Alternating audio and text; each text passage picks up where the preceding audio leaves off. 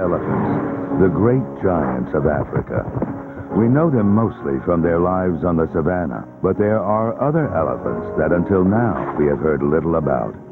From deep in the jungles to the baking hot deserts, these are Africa's forgotten elephants. And one woman is on their trail. Cynthia Moss is one of the world's leading experts on African elephants. Much of what we know about elephants comes from her 25 years of research in Amboseli, Kenya. But her passion for elephants doesn't stop there. In this program, she takes on the challenge of learning about all the elephants in Africa. Her quest takes her to the four corners of the continent, each region sharply different from the next. She discovers that not only are elephants intelligent and powerful, they are also extraordinarily adaptable. And thus, a new chapter of elephant research has begun.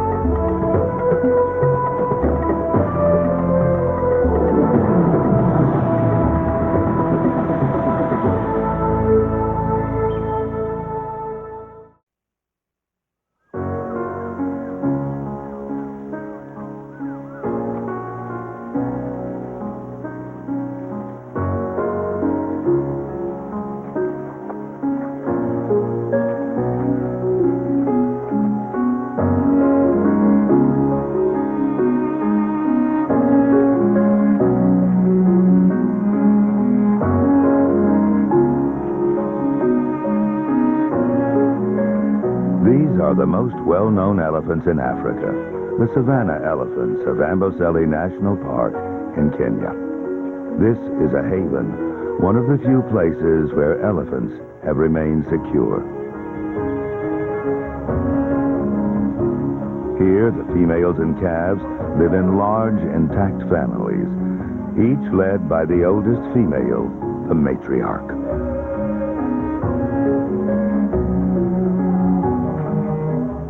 Family members range from the tiniest calves up through youngsters, teenagers, mothers, and even grandmothers in their 50s and 60s. Females stay in their families throughout their lives. Males leave when they're about 14 to strike out on their own. Amboseli is also famous for its large bulls with their massive tusks. Few of Africa's old males have been spared the ravages of poaching and hunting. Much of what we know about elephant behavior has been discovered here by Cynthia Moss and her colleagues.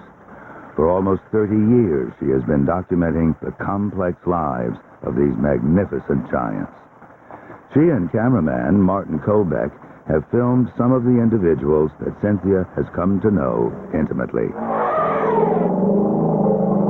By following individual elephants for many years, Cynthia helped to unravel the close-knit relationships among family members. Vocal communications and displays, such as this exuberant greeting ceremony, are binding forces in elephant social life.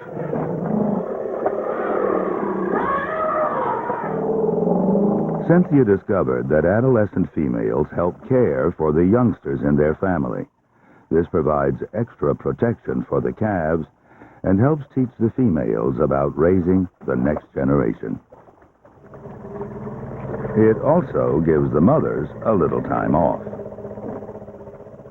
Amboseli research revealed that must, long recognized in Indian elephants, also occurs in the African species.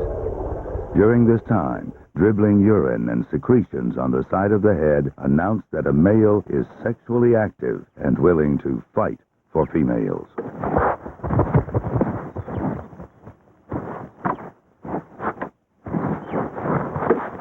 Cynthia's study is the foundation of our knowledge about elephants who live in the savannah. But how typical are they? Cynthia is about to embark on a quest to find out. But first, she checks up on Echo and her family. Here she comes. Hello, Echo. Hi, Echo. Can I come say hello? Here comes Eli.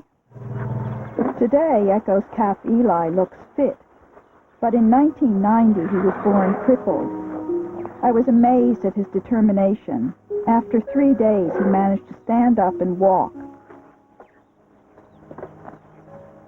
Today, at 7, he's a strapping young bull, and I can find no signs of his difficult start in life.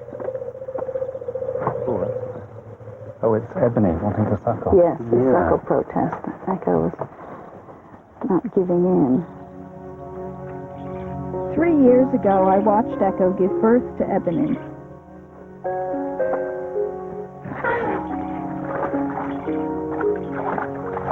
It's knowing individuals and being able to follow their lives over time that makes this study so rich for me.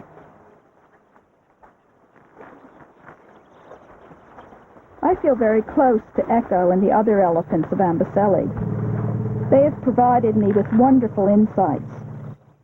But I have become intrigued about the elephants living in other parts of Africa.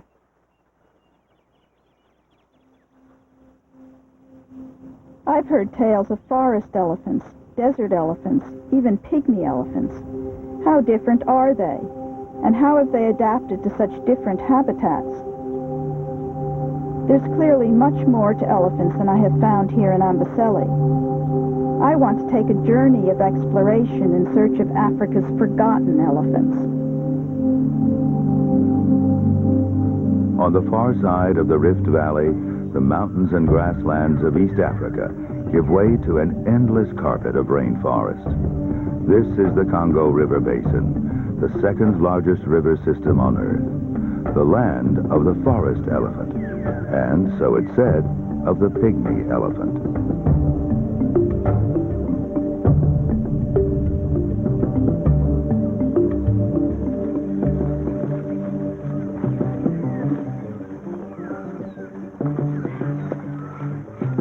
Cynthia's guides are Andrea Turcolo and her Bayaka pygmy tracker, Malibu. Andrea lives in the rainforests of Central Africa and has studied the forest elephants for 7 years.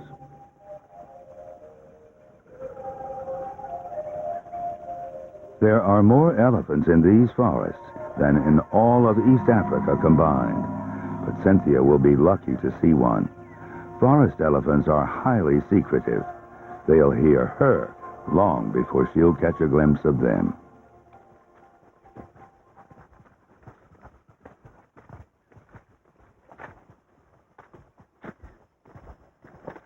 Available. What's that? Sonia. Like somebody ate it.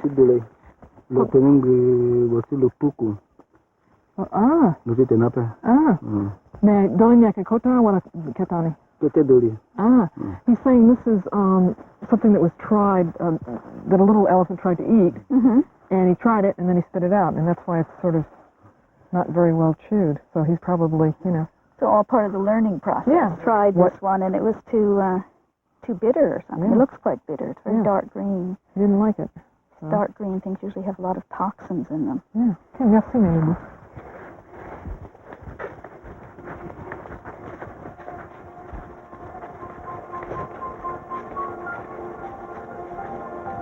Here's something interesting you can see from this vine and smoothness how much elephant traffic actually Looks like it's been goes on polished. this path. Yeah.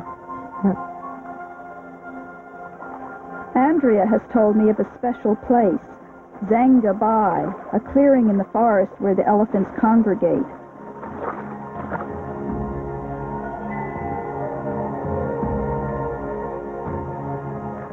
You can put on a pair of shorts and probably walk barefoot through the forest because elephants have created these huge paths. And the pygmies love it. I mean, that's one thing that pygmies will always say about elephants. They create these beautiful roads for us.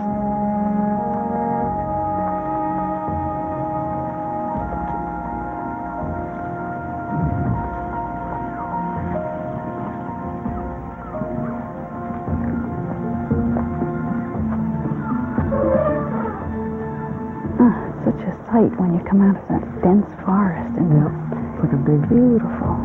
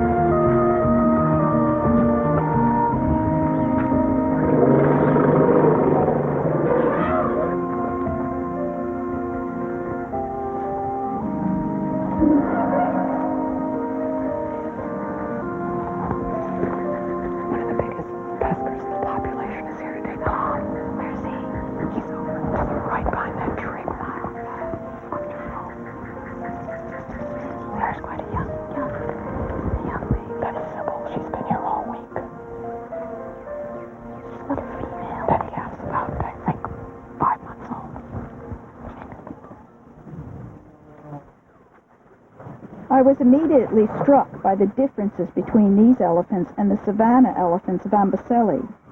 For one thing, their tusks are thinner, straighter, and point downwards. Their ears are smaller and more rounded. But mainly, these elephants are much smaller. The adult females are only 5 to 6 feet high at the shoulder, as compared to 8 to 9 feet in savanna elephants.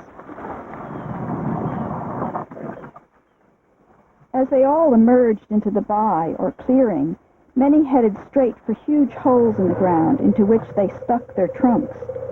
Tell me about what's going on here. I mean, why are they so attractive? Okay, what's attracting them here is the availability of mineral salts.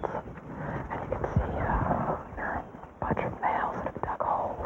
So there's salt on the surface? No, they've dug holes that are approximately a meter deep, and in the bottom of the hole they've hit the water layer where they're getting heavily saturated water with minerals. And during the dry season, you see an abundance of males because they also test their hierarchy in these holes.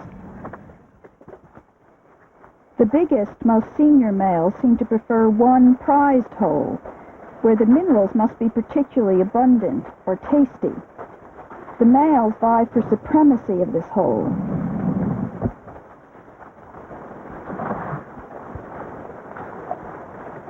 In fact, there appears to be a hierarchy of more and less desirable holes.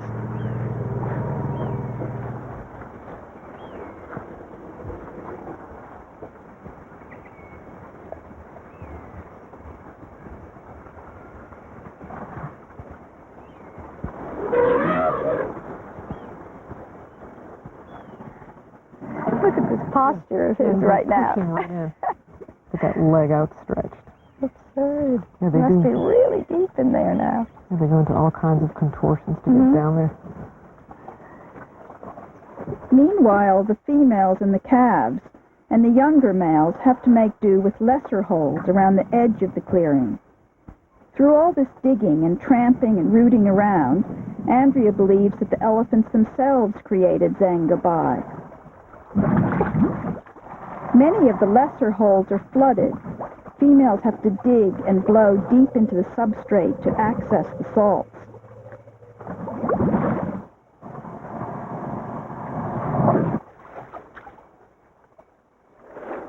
So you see pretty much the entire repertoire of forest elephant behavior in this small clearing, which only measures about 500 by 250 meters. And how many elephants do you think live in the area that actually use this? Well, based on what I've been able to identify and the percentage I am not able to identify, I would estimate 3,000 elephants in this area. And how many do you know personally? Off the top of my head, without cards, probably 500. Wow. And how many do you have with cards? I have 2,300. Oh, my God.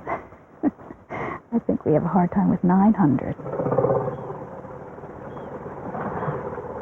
Unlike the savanna elephants of Amboseli, where the average family size is 15, these families are tiny. Just a single mother with 1 or 2 calves. This reflects life in the forest. It would be difficult for a family of 15 elephants to feed around a single fruiting tree. And because there are no dangerous large predators around, like lions, small calves can leave their mothers at an early age.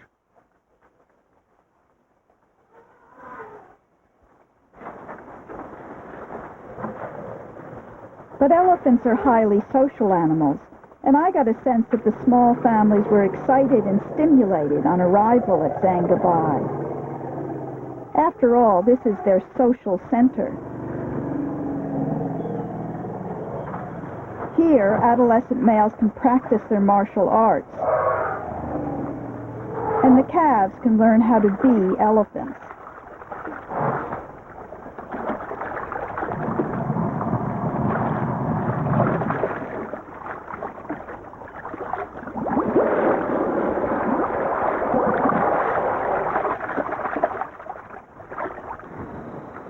What are those? those? Are Those are Those Red are the River. red- River. Oh, my You never goodness. get to see those. This is great.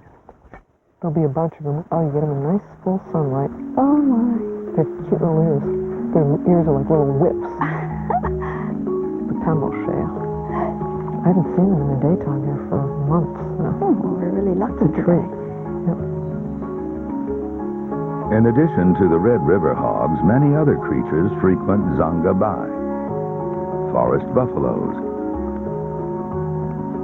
black and white colobus monkeys,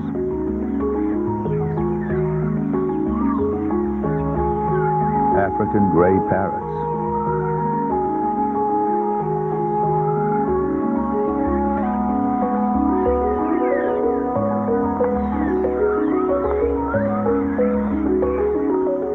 there are Sitatunga and even the rare and beautiful bongo.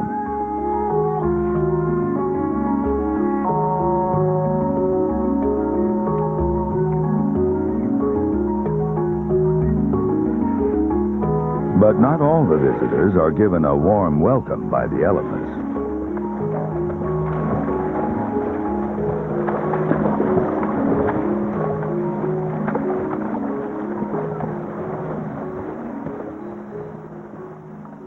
On that first day, we noticed a young female calf in the bay on her own. She was malnourished and most likely an orphan. I was amazed that she had survived without a family to help her. I wonder if she needed the knowledge to survive, the knowledge of the plants, and she doesn't really know which plants to eat and where to go. Yeah. I find that seems to be such an important part of elephant life, that Right. they have to learn. I mean, in Amboseli, they're learning what to eat, where to go. Yeah. And I imagine that there's poisonous plants that they have to avoid. Mhm. She's doing it by trial and error and getting bad diarrhea or whatever. Yep. There has long been a belief that there is a second forest species, the dwarf or pygmy elephant. It's easy to see why. There are many small males here with remarkably long, adult-sized tusks. But Andrea thinks these are probably just adolescent males who have grown precociously large tusks for their age. Recent genetic studies support her view. They might look like miniature adults, but they are in fact young forest elephants. So the pygmy elephant is probably only a myth.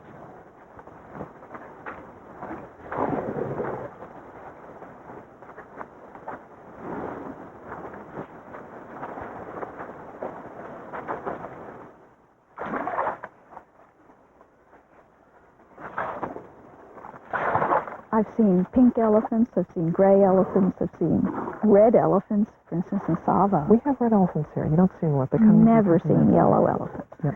Well, this is the favorite color in Songa elephants. They love yellow.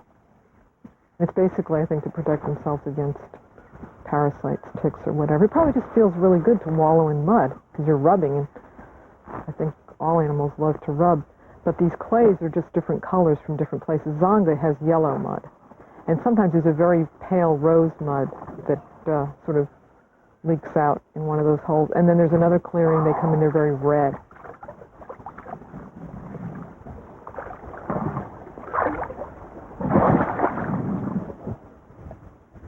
One day I was surprised to see a female and her calf in the prized hole reserved for the big males. Then I saw that this female was being guarded by a huge male in must. Andrea called him Hilton. I guessed that the female was an estrus, and my suspicions were confirmed by the young bulls smelling longingly in her direction.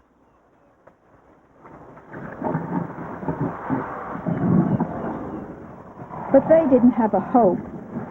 Hilton wasn't going to allow them anywhere near his favorite drinking spot, much less his favorite female.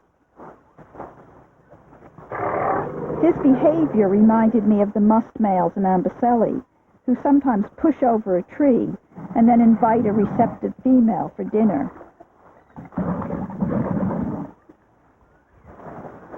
A larger male presented a more serious challenge.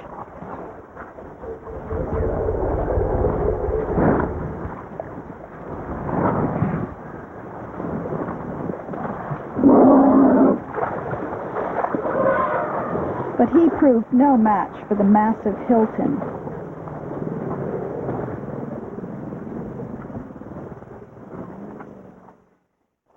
One morning, before the elephant rush hour, Andrea and Malibu took Cynthia to the Bai to investigate the big hole.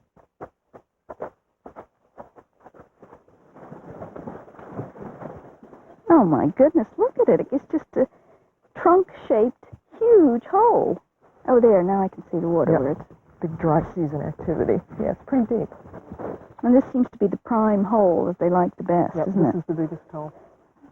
Even from this side, you can see that how the inside of the trunk is in two parts. But you see the cleft of the trunk is just... Yeah, this gives us an idea of how deep these holes can get.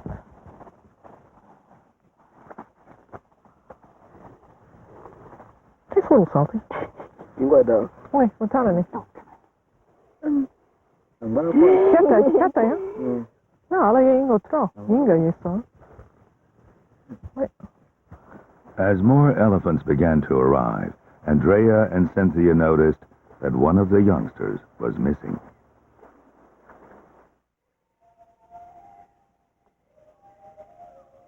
On my last day, we were saddened to see the young orphan lying dead in the Bai.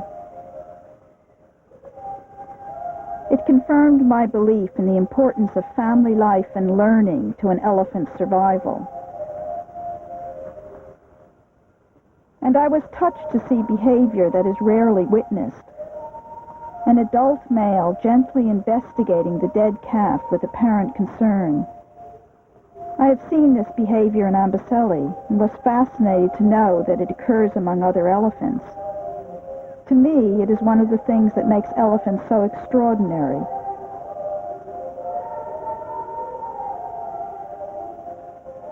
Inside the forest, one can truly appreciate the way these elephants have adapted to their habitat. Their smaller size and downward-pointing tusks help them get through the dense foliage.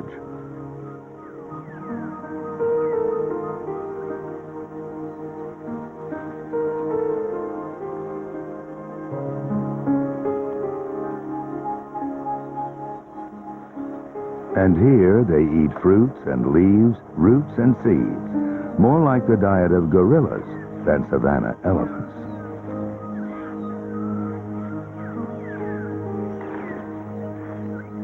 But their diet is the key to the survival of these forests.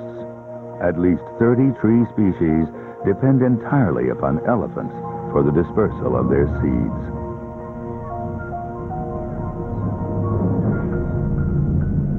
African elephants are found in almost every habitat across the continent. In East Africa, they even live on the slopes of the highest mountains. An elephant carcass was once found in the snow at 16,000 feet on Mount Kenya.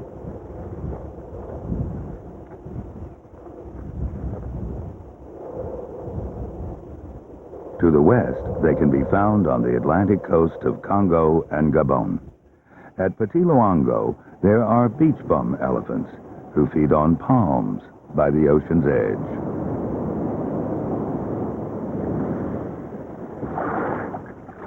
They appear to have adopted an almost amphibious way of life, using their trunks as snorkels as they cross the mangrove lagoons.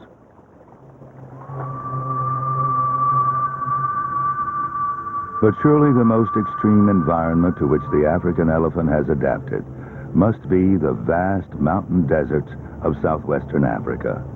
Inland from the skeleton coast of Namibia live the elusive desert elephants.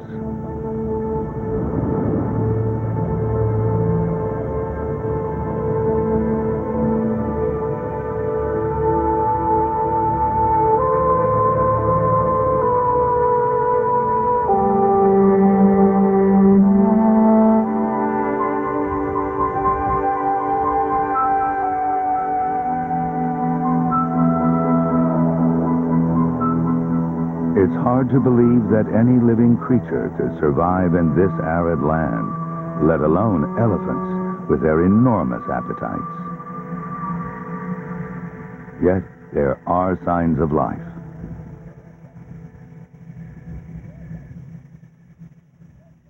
There are only a few hundred desert elephants in this vast landscape.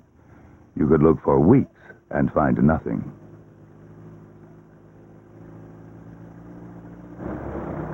But Cynthia has some help with her search. Blythe Luty has lived here for 25 years. With her trackers, Simpson and John, they guide Cynthia on her quest to find desert elephants.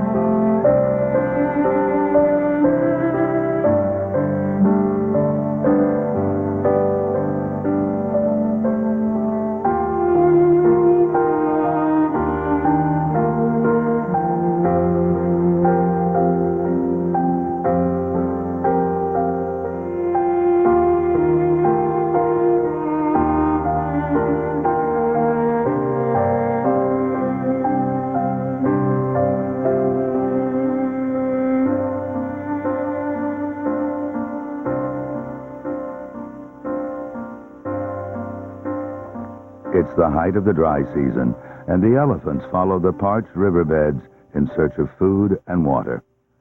The water holes are miles from the best food sources, so life for the desert elephant is a constant trek.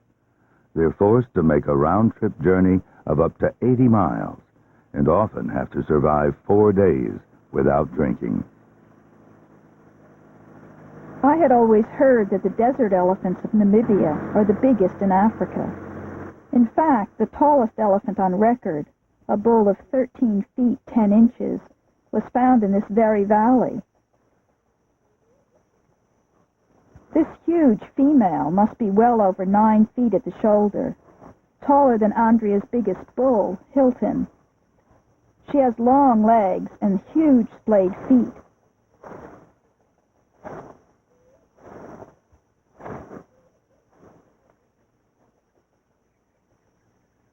The feet are completely different from the Amboseli elephants. His toenails don't come way back here. Toenails are only up here. Yeah.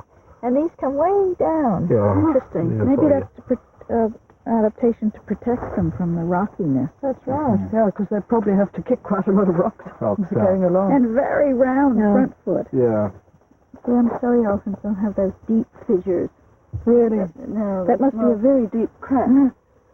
What we seem to have seen is that those that are living out in the very rocky areas have smoother feet. Mm-hmm. And when they are sort of living in an area which is sandy, they seem to get these cracks, probably from the dryness also. They carry it along with them. They do walk now for water.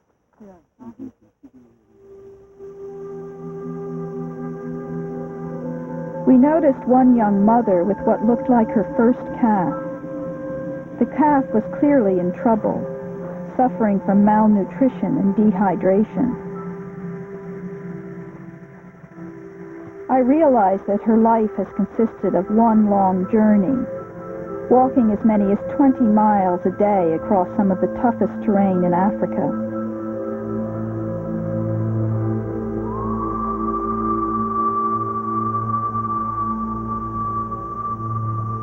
At this time of the year, the most desirable food is found on the albida trees in the lower river valley, several days' trek from the nearest water.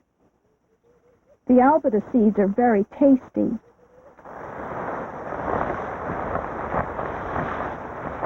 But only the big males can get at them. Well, the wonderful thing about this tree is that the pods ripen at the time of the year when it's driest, just before the rains, and that's when all the animals need it very badly, and the nutritional value of those pods is quite high, so you get elephants looking in good condition when one would think this is when they're having their hardest time to get food. Mm-hmm. And of course, shaking the tree like that brings the food down for all the other animals that can't do it for themselves.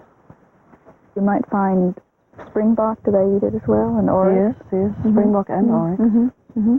You'll find the oryx mostly waiting around for the elephants, I think, to shake the tree. Nice. And of course, one has to think of why the tree would do that as well. And I suppose by putting out the fruit at a time of the year when lots of animals are going to use it, then that's more likely to disperse the seeds. And of course, the rain's following up after that. Sending the seeds out in the floods. That's right, yes.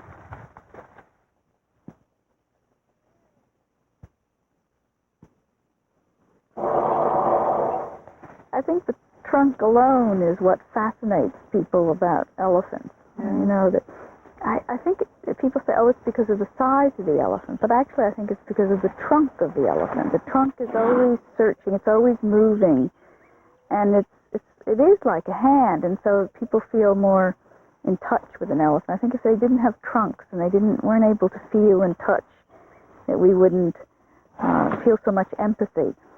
And the trunk of an African elephant has 2 fingers. The trunk of an Asian elephant has 1. But the African elephant can do amazing things, pick up the tiniest seeds. It's their whole contact with the world. They're touching their babies with the trunk, they're smelling, they're greeting each other, they're finding water. I often wish I had one. It's so convenient. Yes, everything, yes.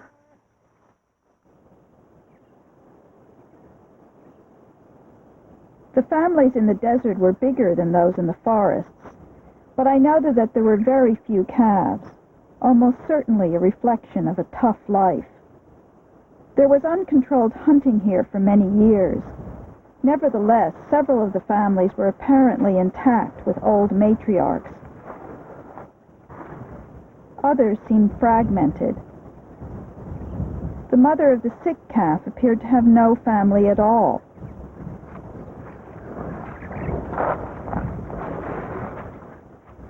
When she met this group, they showed no sign of recognition. The elephant family unit probably evolved as the most successful way of rearing calves. Sisters and aunts can be babysitters. Grandmothers can lead and teach by example. Acting in cooperation, they can all protect against predators. Without this support, I knew that the lone female would have an uphill struggle raising her calf.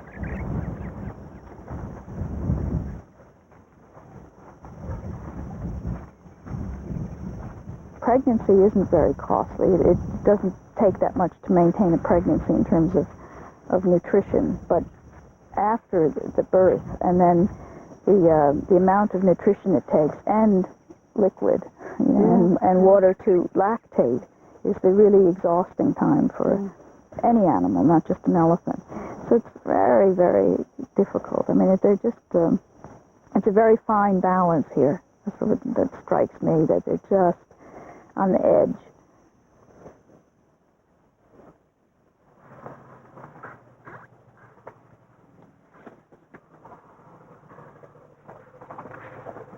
What's a typical day for a desert elephant?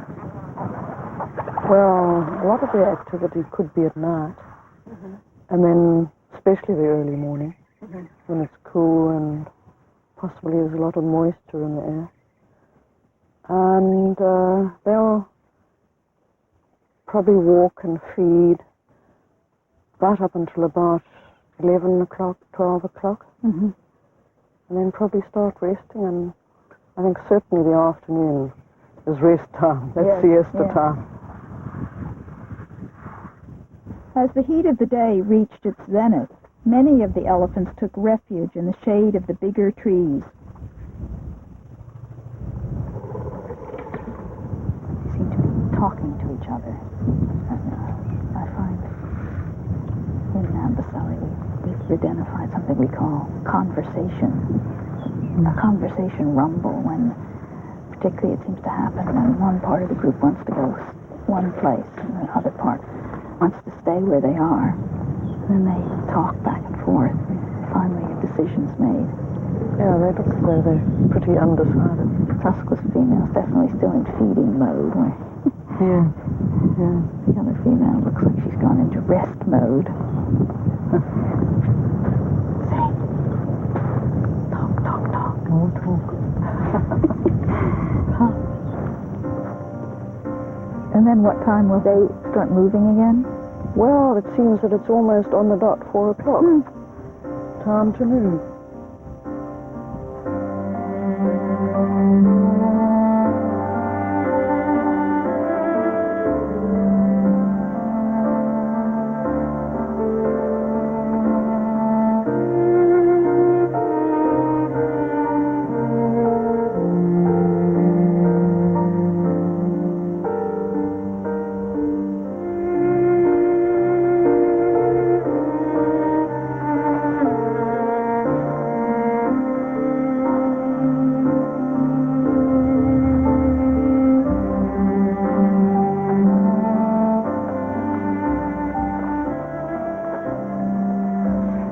They know where everything is. They know where the last of the food is and where the pods are, and obviously they know where the water is. And if they didn't, if they sort of took off across the desert and didn't know exactly where to go, they wouldn't survive. This is passed down through generations from the old grandmothers down through the granddaughters and to the bulls. So I always think it's such a shame to kill the older bulls just because they have the bigger tusks, because their knowledge is so important. You lose all that wisdom, and elephants are learners. They're not born with this like a bird is. A bird can fly from one continent to another without having to be taught, which is a miracle in itself. But elephants have to learn it all. Yeah. And clearly they've learned where everything is in this habitat, and that knowledge is just so important.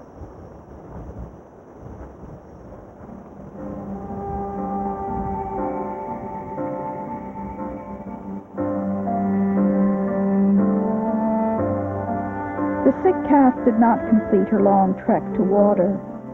I could not help but feel sad for the young mother's loss.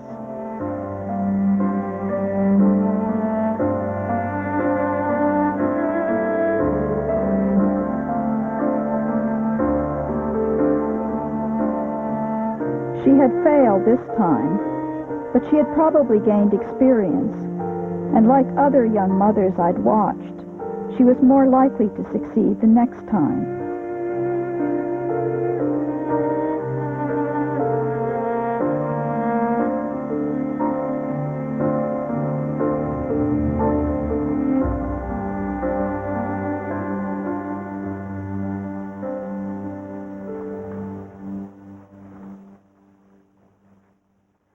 At last, we reached the water holes. I knew the elephants hadn't drunk for 4 days, and I was fascinated to see what they would do. Nothing is easy for the desert elephants. Even after their long trek, they have to work for their reward. The water lies 2 feet under the protective layer of sand, and they have to dig for it. It's very important to all the other animals to have that water opened up. And it's really only the elephants that do it. Mm-hmm. Elephants actually make sure that it opens up and it's nice and clear. Yeah. It's something that's very important about the elephants being here. That's the amazing thing about elephants, that they are so flexible and adaptable. Mm-hmm. They take advantage immediately of whatever is available, and they find what is best, the best food, the freshest food, the most nutritious food. They haven't stuck with one species or a few species of trees and a few species of grasses or bush. They're total opportunists, and they're willing to make changes if they haven't found it in one area, they might actually even move to a new area. They may come from far away and start living in a new place. And that's how they've been able to survive across the continent. In this baking oven, the elephants are on a constant search for water. There must be something behind their wanting to come this way. Could be that they're predicting rain. Well, they can certainly smell rain from miles, as much as 100 miles away, apparently. See all that debris there that's collected up on the tree. That's from the last flood, big flood that we had. It comes down in quite a height. By storing up on the tree like that, it holds the moisture, so that tree is well assured of moisture right through until the next season, probably. There was that time when I was lucky enough to actually see the elephants meeting a flood. It was such excitement. The one bull just sort of ran round in circles with his tail and his trunk straight up in the air. Just went round and round and round. And another youngish one lay down and thrashed the water with his trunk. It was really delightful. And then along came another group of, we are desert elephants. We don't get caught up with this sort of thing. And they were covered in dust. And they just walked into the water and took a sip and walked away again. Life is tough. Yes.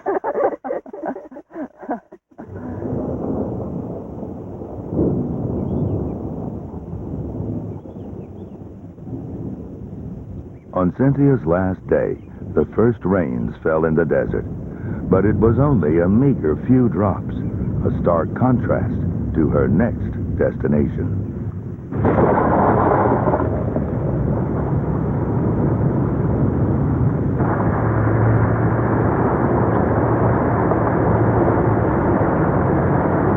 When they say it was pouring rain,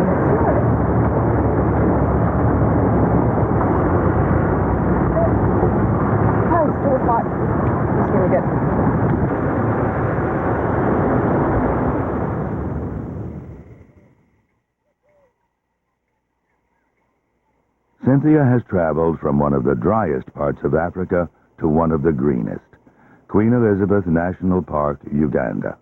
Today, this park is a lush, tranquil land, but it hides a turbulent past. In the 1970s and 80s, some of the worst elephant slaughters took place in Uganda as armies and rebels chased each other through this troubled nation. The country lost 90% of its elephants. When the killing stopped, biologist Eve Abe came here to find out what remained of the vast herds. She found frightened youngsters huddled together for security.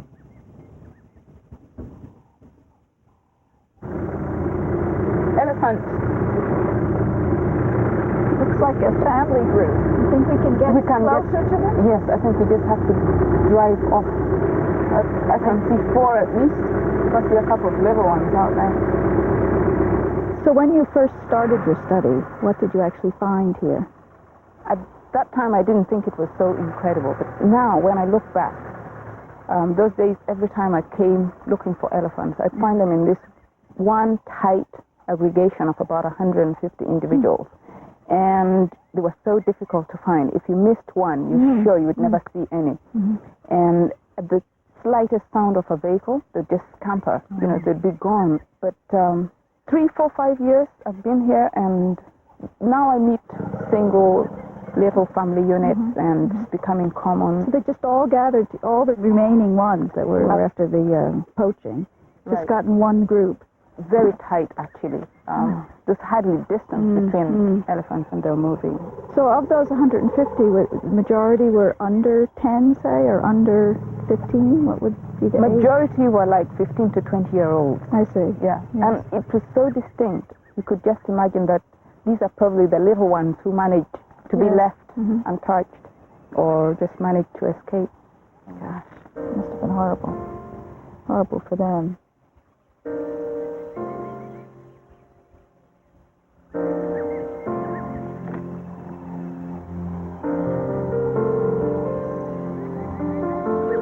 So much to eat out there. Think of those poor elephants we saw in Namibia, which had about 3 food sources, far apart, and hard work down there. They could gorge themselves to death. Yeah. They probably come and die of overeating.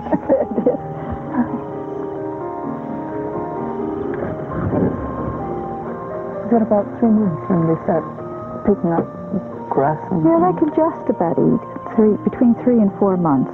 Yeah. It's not until they're about 6 months that they're feeding fairly proficiently. Mm-hmm. Oh, look at that. So they're teaching how cows what to eat. Yes. Often you see the calf reach into the mother's mouth and pull out vegetation when it's trying to learn which species to eat. Mm-hmm. And they like the tender young grass. Yeah. There's definitely a lot of vegetation out there waiting to be destroyed. During her visit, Cynthia learned something very interesting about these elephants. The loss of large males to poachers has affected the age at which the younger males are able to mate.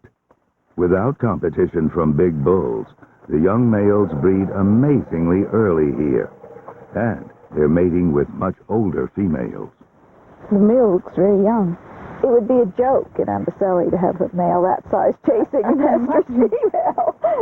He can't be more than 16-year-old. No, if that. He's not big at all. No. Presumably you don't have even 15-year-olds ever coming into must. No, they don't come into must till they're over 25. Right.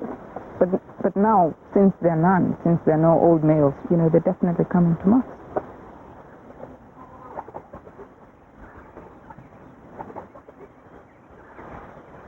Now they seem to be breeding about as fast as they can here. Make up for lost years. Look at those cows. They just seem so close in age. Reproduction in Amboseli, the average is 4 to 5 years apart. So if you see a female in Amboseli, you see her with maybe a 1-year-old, a 5-year-old, and a 10-year-old, or a 9 or 10-year-old. Here I was seeing 1-year-old, a 4-year-old, and then a 7-year-old, and that's quite a striking difference. Eve has recorded a very unusual phenomenon here. The females are producing a remarkable number of twins, a sure sign of an abundance of food and space.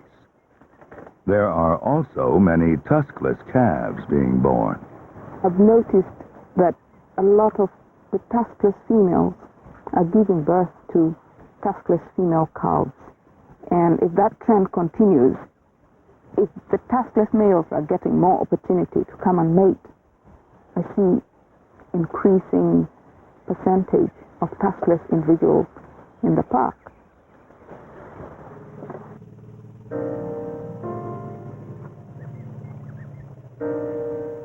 So maybe in 20 years from now I can come back and sit here and say... Yes, I'd love to come back here and tell you, Cynthia, just look down there. Yes. The animals are all here. They're all back. The elephants are doing very well. I think there's very good hope. So long as the poaching is kept low, I think they have tremendous ability to recover. What I've learned here in Queen Elizabeth is that elephants are more resilient than I think I've given them credit for. They really are survivors. I mean, really, when you think that 5 years ago they were running around in one packed, tight, terrified group of mostly youngsters or, teenagers. And now, when I look at them, they're in proper families. Calves seem relaxed. We've seen a lot of play. They're basically happy elephants.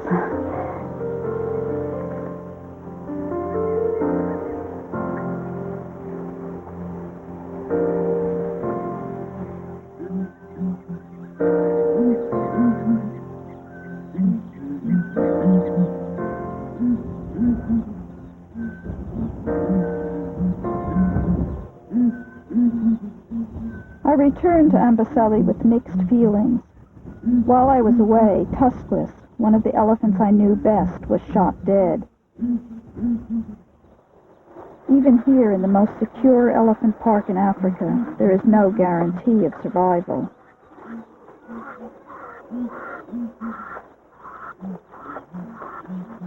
Elephants are clearly living on borrowed time. They can adapt to forests and deserts, to seashores and mountains, but they'll never adapt to our weapons. And Africa is still a continent of wars and famines, of poverty and a burgeoning population.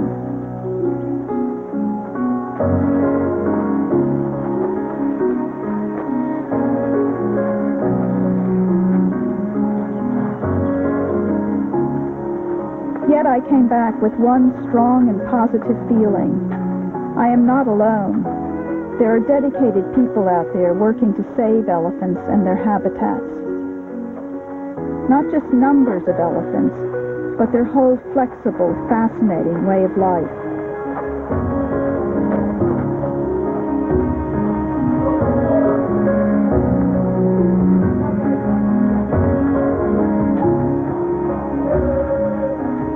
Can the elephants of Africa survive another millennium? Yes, they can, but only if a way can be found to give them space and protection. Not an easy task on a turbulent, ever-changing continent.